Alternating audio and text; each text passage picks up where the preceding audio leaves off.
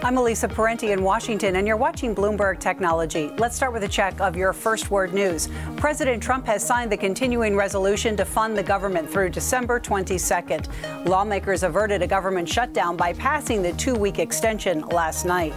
Presiding over the ceremonial swearing in of Kirstjen Nielsen as Secretary of Homeland Security at the White House today, President Trump praised statistics showing declining rates of illegal immigration to the U.S. Nielsen's nomination was confirmed by the Senate on Monday. Vice President Mike Pence administered the oath of office. U.S. Ambassador to the UN Nikki Haley says President Trump was aware his decision to recognize Jerusalem as Israel's capital would raise concerns, but he took it to advance peace in the region. The Trump administration has been working on a new peace plan, but Ambassador Haley gave no details. U.S. allies in the UN Security Council are criticizing President Trump's decision on Jerusalem. At an emergency council meeting today, Britain's UN ambassador called it unhelpful to peace. Sweden's UN ambassador said the actions contradict international law. Japan's UN ambassador said his government opposes any unilateral measures. Global news 24 hours a day, powered by more than 2,700 journalists and analysts in more than 120 countries. I'm Elisa Parenti. This is Bloomberg, and Bloomberg Technology is next.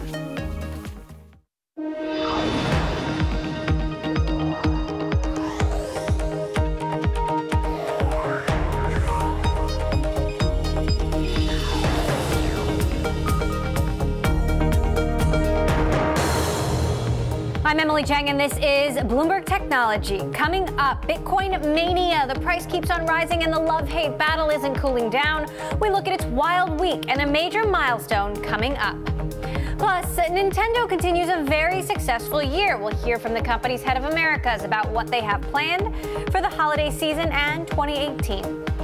And notable VC investor Tim Draper talks about his new fund and weighs in on Bitcoin. That's later in the show. But first, to our lead. Another wild week for Bitcoin, the world's most valuable cryptocurrency, has been flirting with $17,000 this week. But that hasn't quelled a debate over whether Bitcoin is the real deal or not. I could care less what Bitcoin trades for, how it trades, why it trades, who trades it. If you're stupid enough to buy it, you'll pay the price for it one day. I'm afraid that this is irrational exuberance. This is, as Greenspan's famous phrase. Of course, he then found that the market kept on going up after he said it should stop. But, you know, this is a very, very unusual market. This shows we're not in a normal two-way trading market that, you normally have. It's a scam for criminals around the world. Bitcoin it just shows you how much demand for money laundering there is in the world. If it was 20 years forward and it worked out, I could tell you why it worked out. But based on everything I know, I'm not guessing that it will work out. The bottom line is that it's a religion. You have to believe in it or not. I certainly don't think it's a fraud. I mean, is it a bubble? Maybe. I mean, digital currency has gone through a number of these periods where there's a big run up and then it'll correct back, but you're at a new plateau each time it goes up and it kind of comes back a little bit. Wide variety of opinions there. To discuss that debate and cover all the news in Bitcoin this week, I'd like to bring in Sonny Singh, Chief Commercial Officer of BitPay, a platform for blockchain payments, which just raised $30 million in a new round of funding. Also with us, our Bloomberg editor-at-large, Corey Johnson. So, Sonny, I'll start with you. Big week this week. The CBOE starting to trade contracts next week. How do you think that'll change the game? Should be exciting. Again, never a dull moment in the Bitcoin world, right? I think it really makes Bitcoin legitimate now for the institutional buyers, as well as the regular retail people. I mean, believe it or not, it's still very hard to buy Bitcoin. You know, my father calls me all the time, how do I buy Bitcoin? And I'd rather not have to explain how to do the process. Now he can go do the futures exchange. It makes life a lot easier, actually. And the buyers now from institutions can all get into this now. We also heard from Gary Cohn this week talking about these futures, which will start trading not just on the CBOE, but on the CME. Take a listen to what Gary Cohn had to say earlier. The CFTC's approved a couple futures contracts. We'll see what effect that has. It will allow people the ability to short it. There's never been a transparent market in Bitcoin. We'll see what goes on here. It's an evolving market. So, Corey, how do you think the market will evolve? This is going to be really unusual. I don't know that we've ever had such a high level of interest in something with such a thin market. And the marketplace for Bitcoin is so thin. There's a great story in the Bloomberg terminal today that talks about how 40% of the Bitcoin is owned by just a handful of people and doesn't really trade. So the trading is very thin. You're going to have options and futures based, not options, but futures based on this very illiquid market that's also not very opaque. We don't really know how the trading takes place. We don't know what the spreads is. The offers aren't posted as clearly as they are in other markets. So it could lead to some really unusual things. A small trader in Bitcoin can affect the price a lot. But right now, it's only one way. You can only buy it or sell it. You can't short it. You'll be able to short now using these futures contracts. So it's going to add a lot of leverage on top of a very thin market. Theoretically, it would reduce volatility. But in this practice, it might actually increase volatility, which is hard to imagine. The IRS, Sonny, is asking questions. Yep. How does the tax issue play out? That's still another issue that needs to be resolved. And, people that have made capital gains on Bitcoin want to pay their taxes, actually. They're just looking for guidance. No, they don't. Well, you're still holding yours back. That's why. Nobody wants to pay taxes. They're willing to pay taxes, but nobody People want it, but it's hard to know the right rules. The accounting firms don't quite know what to do to advise these people. In the case of the Bitcoin futures, which is interesting, is the ability to short now, too. And it's not going to be, it's going to roll out gradually. So a lot of the big participants in the banks are taking a wait-and-see approach for the next couple weeks or month or so. But eventually it opens the door for more of them to start getting more involved, which I think also opens the door for the ETF eventually. This really is the ground one, and now the ETF can really start coming into play pretty soon. And what will that mean? Then really opens up the door for a lot of retail buyers throughout the country. It's just like ETFs for gold and other platforms that are so easy to buy. You can buy from your E-Trade account and all the regular brokerages. And then my dad can definitely buy now. Which brings up, Corey, the very important point of consumer protection. Well, I mean, again, think of such an illiquid market where you don't really know how the prices are moving. You don't know if the bid and ask. You don't know if they're front-running your orders when the prices are moving this fast. I think it's a very frustrating experience for a lot of people who are used to seeing. Stocks are hard enough to trade. I mean, stocks are so hard to trade, and you see stocks move against you all the time when you trade stocks. Not that we trade stocks anymore, but back in the day, I used to watch these things happen. I still watch on the Bloomberg real-time trading, and you see prices move. I don't know who's putting orders in and watching those prices jump. But with Bitcoin, you don't really know what's going on, and it's not a regulated market right now. And when there are unregulated markets in the trading of securities, there has always been fraud. Now, I don't know that it's happening all in Bitcoin, but we know in the past for all kinds of other things that's been the case, where people who can see an order will adjust a market because of the order that they're seeing. Sonny, there are a lot of risks people are worried about. Are you worried about hacking, for example? Not so much, actually. I mean, there's always a hacking issue, but I think a lot of the exchanges, all of this is making people take security more focused, actually, and there's more regulations coming into play, actually, and it's making it harder for the hacking. So there used to be a lot of big hackings that would happen last year and 2 years, and you're seeing it harder to happen more and more, so I think security is getting better and better. And you guys just raised $30 million. There's obviously some investors are very optimistic. Yeah, so we are excited about the round. We raised 4 years ago from Index Ventures and Founders Fund, and this year we raised from Aquiline, which is a large multi-billion-dollar private equity firm out of New York City. It's a different kind of investor. Different kind of investor. That was, they know about Bitcoin, they think it's a great product, but they're most concerned about and liked our financials, actually. So we've been profitable all year. We have more money than we raised from the previous round, and our growth margins are very impressive for them. We had 700% year-over-year growth, actually. So they really like this, and they give us the expertise in the financial services arena to take our company to the next level. So if you're not worried about hacking, what are you worried about? I mean, you've got Jamie Dimon there saying this is a complete fraud. Yeah, so I think that, 4 years ago when I used to come on the show and Bitcoin was only at a $4 billion market cap, right? And I said, hey, it's got some potential here. It's a $250 billion market cap now. So I think people now are coming to the conclusion that Bitcoin is here to stay and that, government's not going to shut it down. And the great thing about Bitcoin, it really is global. We talk about the hype here in Silicon Valley about Bitcoin, but it's happening in India, Japan, Korea, Argentina. The U.S. is the third largest trading market for Bitcoin. It's not even number one, actually, but we feel like it is because we see it and hear about it every day. It's really a global phenomenon. So this future is just for America, but you're going to see other exchanges around the world offering the same type of products. Other banks globally offering these type of products, actually. So it really is here to stay, actually. Corey, 2018 will be the year of what when it comes to cryptocurrency? I wouldn't have predicted 2017 with the year of sexual harassment finally being the issue that finally came out of the dark. So who knows what's going to be with cryptocurrency. But I think that that Monday really is such a crucial day because it really does go the financial aspects of this business. You know, what Sonny's business does is so interesting because it allows companies to use Bitcoin to pay for stuff when they don't have to actually get involved. But this is the same kind of thing happening in the financial markets, which is the financial markets will be able to trade Bitcoin in a fully transparent and with all kinds of protections that most trading of other things gets involved has. And so we'll see a big change starting Monday. All right, Corey Johnson, our editor-at-large, Sonny Singh, BitPay Chief Commercial Officer. We will be all over this on Monday, as you know. Thanks so much for stopping by. Coming up, Uber is making headlines overseas, and not all of them good. We look at the ride-hailing giant's latest troubles in the UK and beyond next. And Bloomberg Technology is live streaming on Twitter. Check us out at Bloomberg Tech TV, weekdays 5 p.m. in New York, 2 p.m. in San Francisco. This is Bloomberg.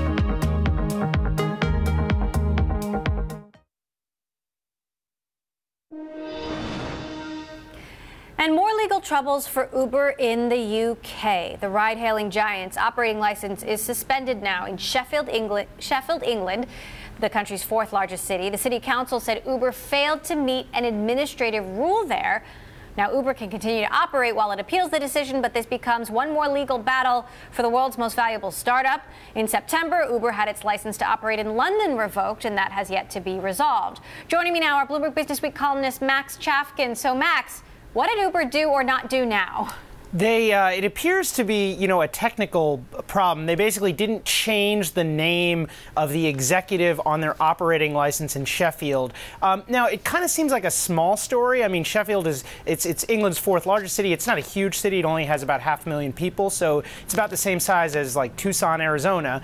That said, this kind of just shows how Uber is having to play defense kind of all around the world, where you have regulators, sort of potentially watching the news in the United States, seeing the ways in which the company faces scandal, and then kind of being a little bit harder on this company. We saw Uber lost its license in London. That, as you said, that's still playing out. And I think it even despite the fact that we have this technicality as the stated reason for it, I don't think it would be wrong to see Uber's brand problems, having played into the decision of Sheffield to revoke the license. So do you think this will have much broader business implications as Uber fights these kinds of battles in other cities around the world?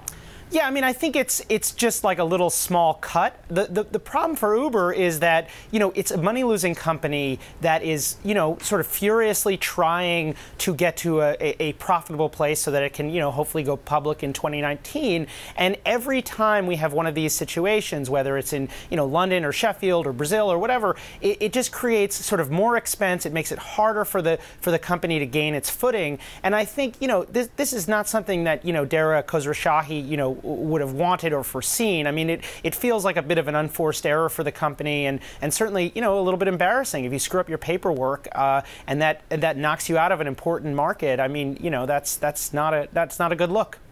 We know that Dara has been to London to work on the licensing issue there, but how does this reflect on his short tenure so far? I mean, how much of a honeymoon period does he get? Yeah, I mean, I think so much of what has happened since he got there, you can kind of date it back to the, Travis Kalanick regime. The executive whose name was on this license was the head of their UK operation, who had been there when London took away the license. So I think you can kind of put this on Travis Kalanick. I think we still have a few months, maybe even another year before people start to blame Dara, but again, it's an unforced error. So you hope that this thing doesn't keep happening.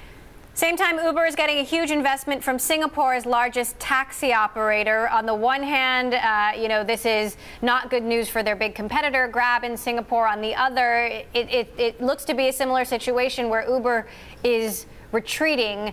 do you see a broader pattern again emerging here? So two things that are going on here. One is that, and this is something that started, even before the kind of blow up earlier this year with Travis Kalanick, but Uber had been sort of on this like long march to take over the world, and they were planning to basically dominate every single market. And now, over the last year or so, beginning with this deal in China, they've basically been on the retreat, and they've been cutting deals with these local players and trying to find ways where they can sort of cut their losses, but still continue to play a role. Now, this story also has a sort of cleanup component to it, because what Uber did is sell its rental car subsidiary in Singapore to a taxi company, and in doing so, forming a joint venture. Now, that rental car subsidiary had been embroiled in, yet another scandal where they had been renting cars to drivers that had already been recalled. So it was sort of like another sort of potential problem area for the company, that by selling a majority interest to a local company, maybe this is a way to clean up, from the bad days, a way to just make things a little tidier, move on from that scandal, and then also just have a better shot of competing, in Southeast Asia. Last question for you, Max. We've been covering the last couple of weeks sexual harassment and assault allegations against Shervin Pishevar, a big early Uber investor. He's taken a leave from his venture capital firm and from Virgin Hyperloop One, another company that he has been running, and yet he has completely denied these allegations, even as more women have come forward.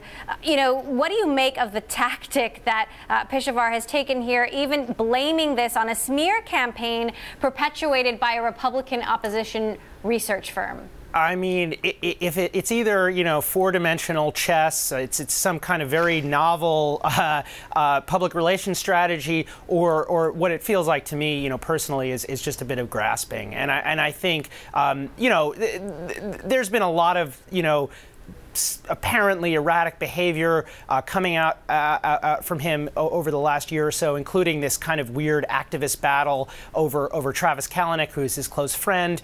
And to me, this just feels like a kind of an odd public relations strategy that's maybe an attempt to either muddy the issue or distract from these allegations, which are very serious. And I'm sure that people at Uber who have been dealing with kind of this battle over shareholders and all that stuff involving Shervin Pishevar are just kind of want this guy to go away. I mean, it's just yet another issue that is creating problems for this company that until recently was very successful. All right, Max Chafkin there, Bloomberg Business Week. Max, always great to have you here on the show. Thank you. Coming up, it is blockbuster season for video games. How Nintendo plans to keep up with the demand of its Switch console next. This is Bloomberg.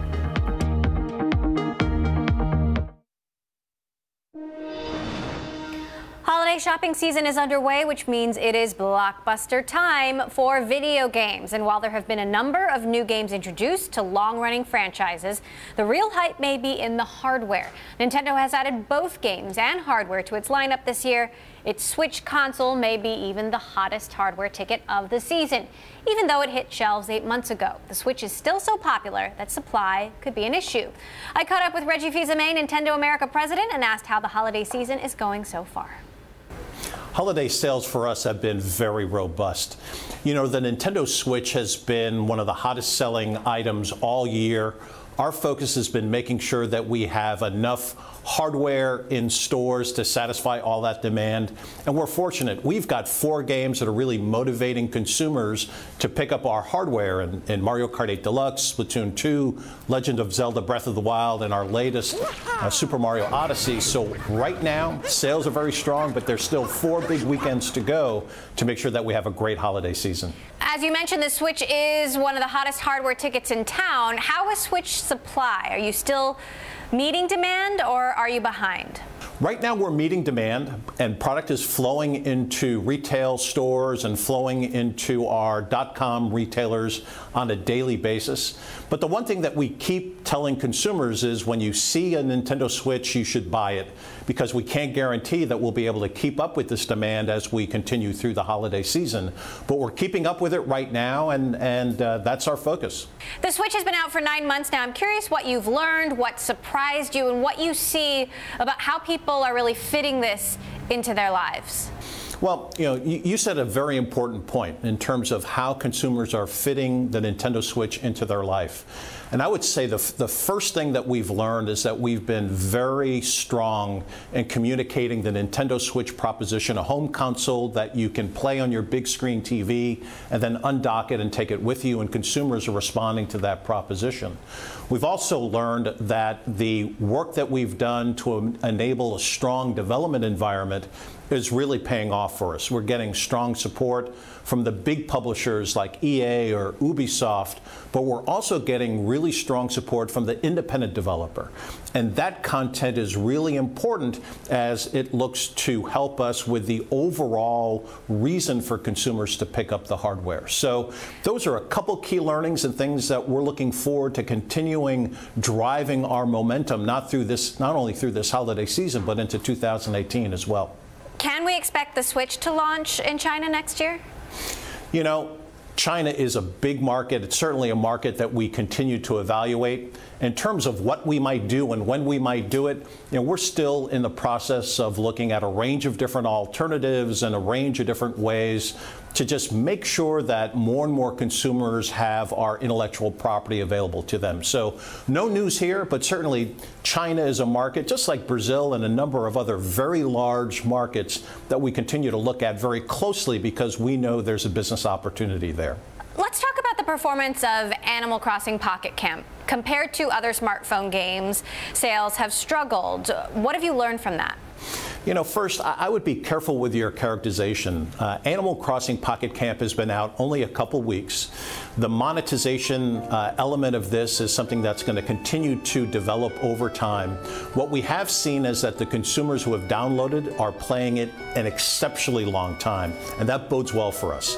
We've just launched the newest seasonal aspect of that game, tying into the holiday season. That's a key element of Animal Crossing on our dedicated handheld device when we've done that in the past. So there's much more to come with Animal Crossing, and I believe that as we look to next year in 2018, that we'll see the same type of positive trajectory that, for example, we saw with Fire Emblem Heroes. So let's talk about theme parks. Construction has started in Japan, but has yet to start in Florida. What's the status of Florida? How will it be different from Japan? What can you share? So the details of the theme park, exactly when construction might start or what it's going to look like, we're going to let our partner at Universal Studios share all of those details. What I could tell you is that the first park will open in Osaka, Japan. The target is to make sure we open that before the Tokyo Olympics in 2020. And right now, that's the key focus of the team, to make sure that that opens and it opens successfully. We're thrilled to be partnering with Universal Studios. We think our IP is going to look wonderful in their amusement park space, and it's something that we believe is just another example of how we're making sure that our intellectual property is touched by as many consumers as possible. That was Reggie Fils-Aime there, Nintendo of America president. Coming up, TechCrunch is reporting that Apple is close to acquiring Shazam. We will discuss how it fits into the tech giant's bigger music strategy next. This is Bloomberg.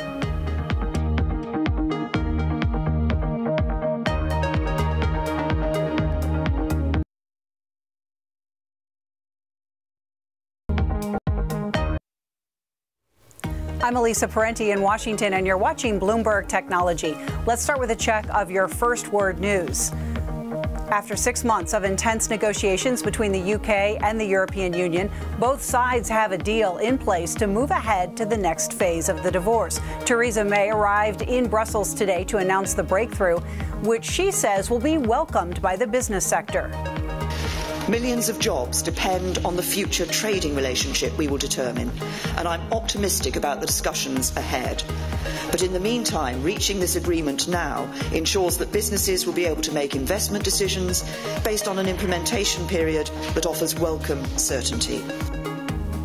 The agreement paves the way for EU leaders at a summit next week to open the second phase of Brexit negotiations covering trade and the transition period. The Brexit breakthrough includes a guarantee from Britain that there will be no hard border between Northern Ireland and the Republic of Ireland. Irish Prime Minister Leo Varadkar, who praised the deal, said it's time to look to the future. Brexit, by its nature, has strained relations between Ireland and the UK. Of course it has. How could it not? But our role now is to make sure that we get through that and that we re-establish the close friendship that should exist between Britain and Ireland and between the British and Irish governments. German Chancellor Angela Merkel's refusal to govern the country without a stable majority is emboldening her critics of her 12-year hold on power. The chancellor wants a rerun of her previous coalition with the Social Democratic Party, but immigration hardliners say that's too high a price for assuring 4 more years for Merkel. They're pushing for a minority government, which Merkel argues provides too much uncertainty for Europe's biggest economy. In eastern Congo, at least 14 United Nations peacekeepers were killed. More than 50 were wounded. Most of the peacekeepers were from Tanzania. The UN's peacekeeping mission in Congo is the largest in the world. It's the deadliest single attack on a United Nations peacekeeping mission in recent memory. Excuse me. President Trump has approved an emergency declaration in California, where wildfires have raged for most of the week. The declaration orders federal assistance and aid for state and local response efforts. Wildfires in Southern California now stretch for a couple of 100 miles from San Diego to north of LA. The biggest fire has grown to 206 square miles in Ventura County, destroying more than 400 buildings. Global news 24 hours a day, powered by more than 2,700 journalists and analysts in more than 120 countries. I'm Elisa Parenti. This is Bloomberg, and here's Bloomberg Technology.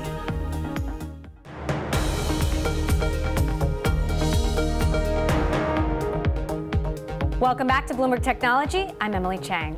Apple is close to buying music recognition app Shazam. This according to TechCrunch reports, citing unidentified sources. While we don't know much about the deal, this comes at a time when other companies are stepping up its spending in order to grab a bigger share of the streaming music market.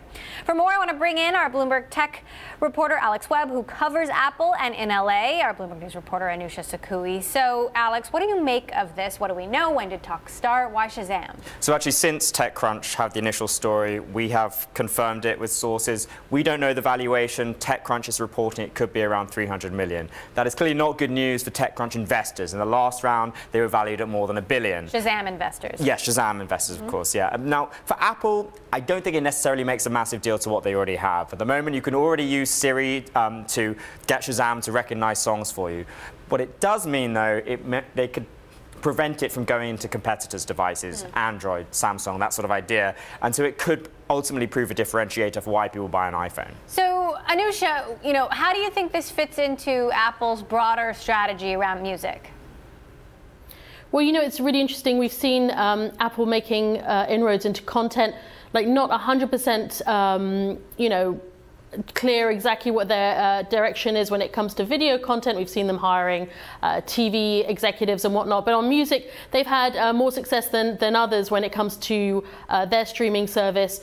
And we've seen the music industry grow with that. So on the music side, along with some of the other streamers, they've been doing fairly well. So, Alex, what do you think is next here? Well, as Anusha mentioned, they're building out some sort of video service. The thing is with the music service is that it's adding revenue, but you've also got to share a lot of that revenue with artists. That's not necessarily the case with a video service, where you pay to license the product and that's sort of it. And it's infinitely scalable. What this Shazam acquisition might do, though, is, it's a similar rationale for why Google has a phone.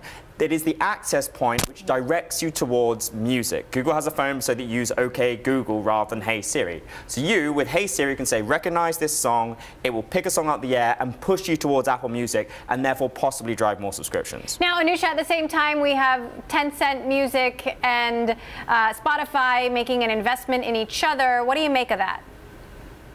Well, it's such a really competitive area right now, and so you can see this battle of the streaming services that my colleague Lucas Shaw has been writing about here at Bloomberg for a while now, and especially with a growing market that Tencent, they've got a lot of investments on the technology side. I'm sure it'll be a great boost for them. We've also been reporting about YouTube, trying to plan a new music service called potentially Remix, and also trying to maybe revive its chances of getting into music streaming. So it's a very competitive area right now.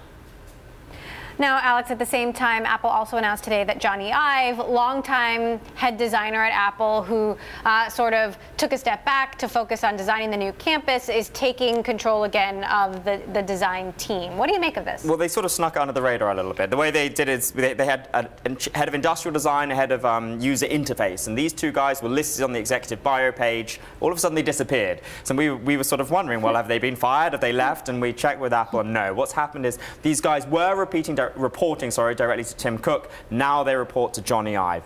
I think in reality, speaking to people as we have over the past year or 2 years, Johnny Ive's always been in control. But he's possibly, now that the Apple campus is opening, going to be a little bit more hands-on than he might have been able to over the past 2 years. So does it signify anything more about issues with the design that's happened in the meantime? Well, there have been issues going on. I guess what really you have to ask is how important is Johnny Ive's influence? And they've always at Apple been very they've always emphasized that it's really a team effort. And if you look at the patents that Apple files, there are a dozen, sometimes 20 people on there, irrespective of whether any of those people had an active role. So they see it as a team effort. It might not actually make a huge difference now. So, the iPhone 10 was a huge design shift. Do you imagine Johnny Ive was very involved in that? I think, yes, I think he probably was. I think he definitely still goes into that design studio every now and then, or relatively often perhaps, and makes a call on what he is in favor of and what he isn't in favor of. I don't think Tim Cook would ever purport to be a design guy, and so it just formalizes what has been perhaps less formal over the past 2 years. All right, Alex Webb of Bloomberg Tech, who covers Apple, Anusha Sakui for us there in LA. Thank you both. Coming up, Tim Draper has spent 30 years investing in tech giants like SpaceX, Skype, and Tesla. We catch up with the venture capitalist to find out what he's looking at next. This is Bloomberg.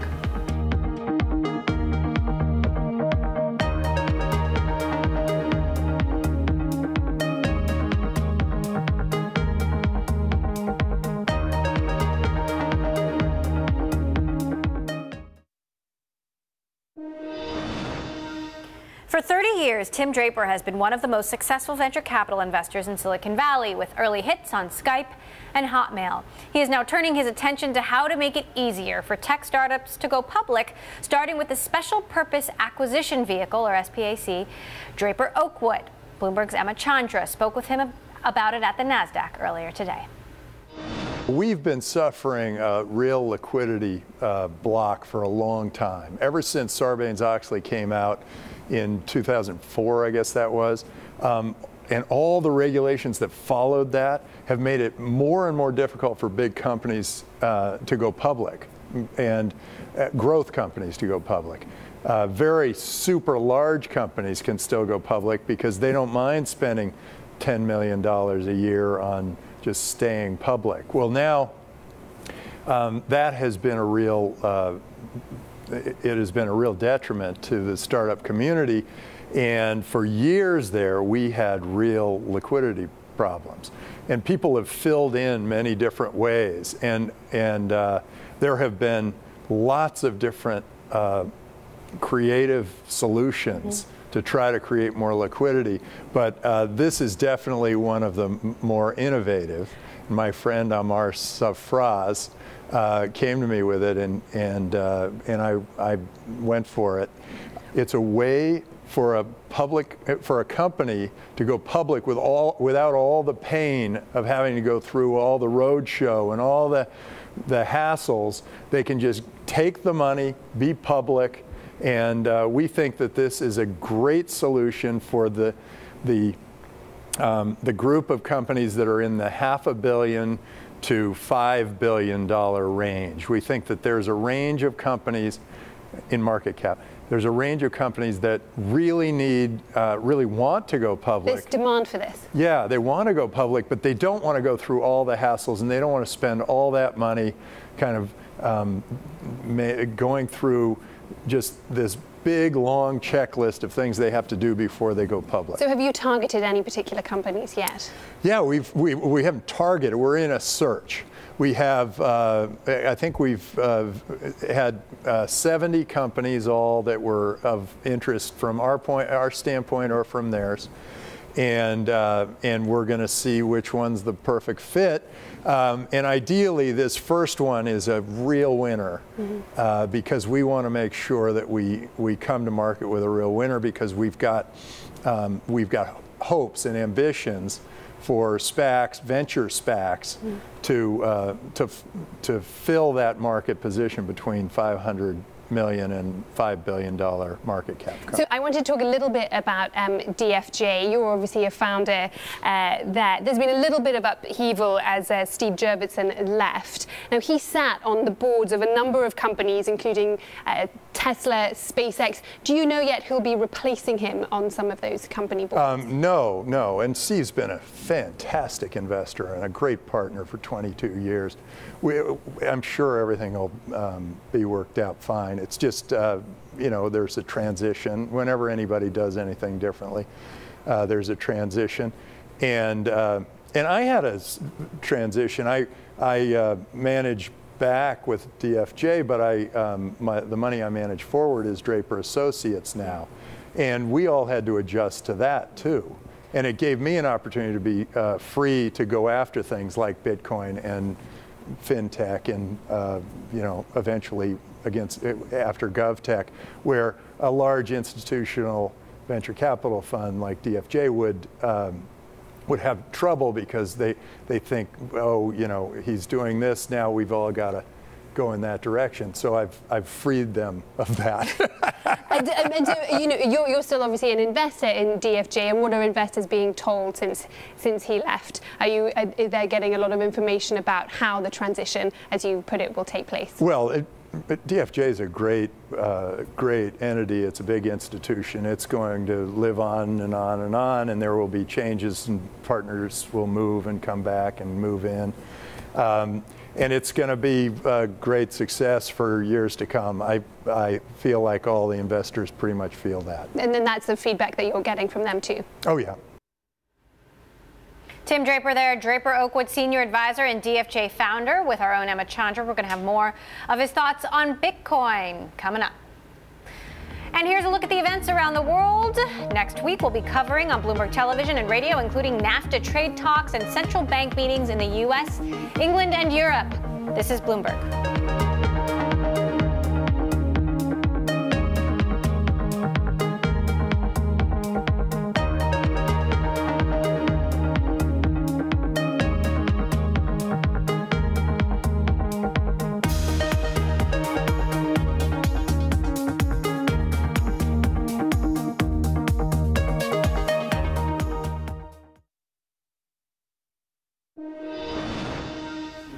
When it comes to holiday party cocktail chatter, it might be hard to top Elon Musk. That is where the Tesla CEO revealed that the company is making its own AI chips to power its self-driving cars. This according to a report from CNBC. Musk offered no details about the chips, but claims the hardware will be, quote, the best in the world. And as we mentioned earlier, Bitcoin continues to make headlines. Today, the cryptocurrency rose by more than $3,000 to almost $17,000 before falling back. Venture capitalist Tim Draper has long been an enthusiast, unsurprising given he owns 30,000 Bitcoin. Emma Chandra asked if he's at all concerned about a Bitcoin bubble. I'm very excited about Bitcoin. I'm wearing my tie because it's a global currency. It's frictionless. It's got that trusted third party that isn't subject to the whims of some political force. So I'm very excited about that. You've been a Bitcoin bull for years. You said that it would reach $10,000 by next year. It surpassed that already this year. What do you think has been driving the frenzied growth we've seen in the last few weeks? I feel like I made it by just 1 month because it was a 3-year prediction at 10,000, and it hit 10,000 in November. I had 1 month to go. I was sort of I was getting a little nervous that my prediction wasn't going to be fulfilled.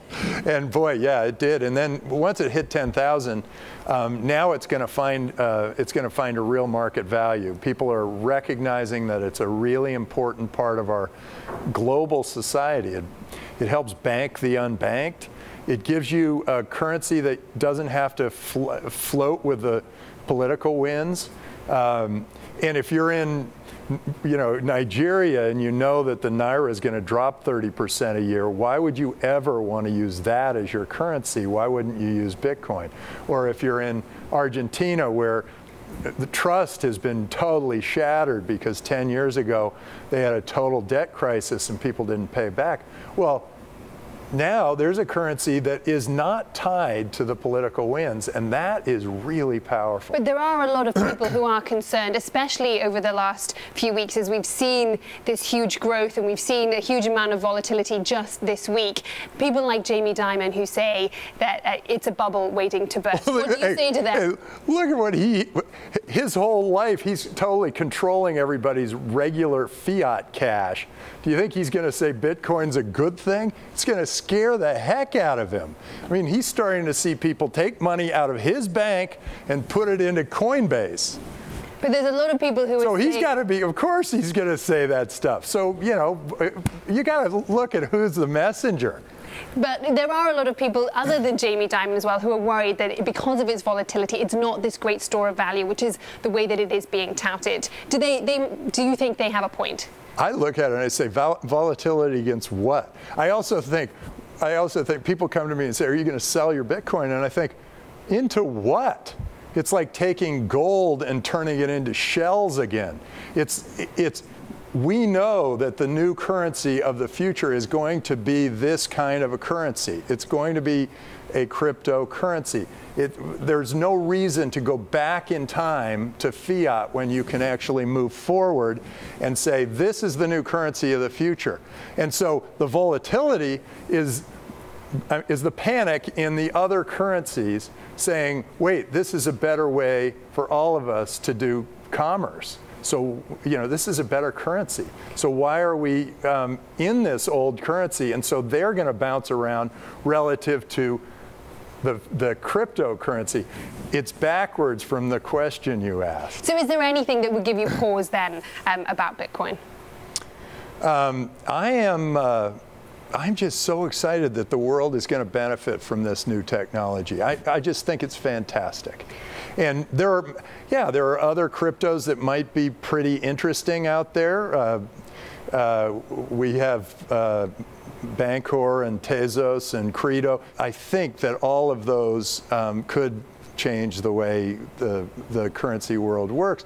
But I think the currency will go the way the internet did.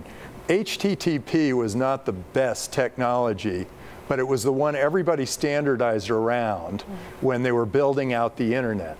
Bitcoin, it's not the best technology now because a lot of interesting new technologies have come, but it is the standard everybody's been building around. And I think the fact that it's the standard and because it's a major brand is going to make sure that ends up being the currency. But there's always a possibility that something else will happen. And we have seen a number of copycats, many of them just this year at least. Yeah, there are like 2,000. There are 2,000 of them. So are there some that you would recommend for other people to stay away from? Is it about going to this standard as you're describing Bitcoin?